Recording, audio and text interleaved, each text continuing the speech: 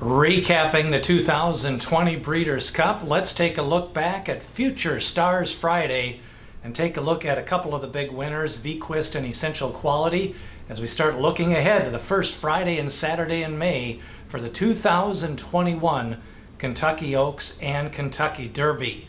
Starting off with the Breeders' Cup fillies.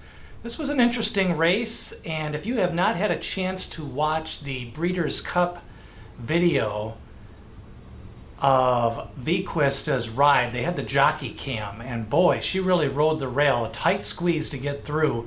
And a lot of times when horse players try to lament that they wish the jockey would have went to the rail, after watching this view, that was a pretty calm ride on Vequist to get the job done. But let's take a look back at the race. You know, going into the race, speed figures on Princess Noor were being questioned, and the figure makers responded that they had double-checked, triple-checked the numbers, and the numbers were really not open for interpretation. The days that they had calculated those numbers for, there was an equivalent race with the boys or an older class level, and maybe that bared out because Princess Noor went off as the favorite, and she didn't have the greatest of trips. She was a little bit wide.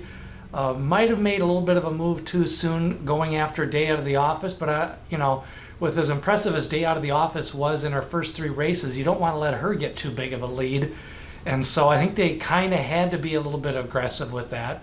Vequist was able to save ground. The fractions were pretty fast, and Day Out of the Office kind of proved that being a daughter of Out of Into Mischief and with the speed she had shown, you know, she got a good ride. She got ridden aggressively. She got ridden to the lead. They secured their spot on the racetrack, and she just wasn't good enough late. But I think this took a really good ride by Vequist to just save the ground, wait, and then take the rail opening when it finally eventually opened up for Vequist. So Vequist goes on the Kentucky Oaks Trail. I imagine we'll see her at Gulfstream Park or Tampa Bay. And with the conditioning and the races that she got in as a 2-year-old, remember this was a private purchase after her big win at Parks off the big speed figure.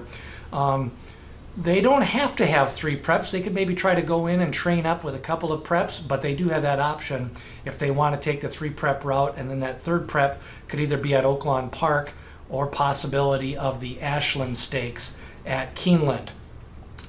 Then you've got Day Out of the Office. I assume we'll probably see her at Tampa Bay as one of her preps. I think she'll definitely train forward and move towards the Oaks. And then Princess Noor, she'll probably take the West Coast trip and 1 or 2 preps for the connections of Princess Noor.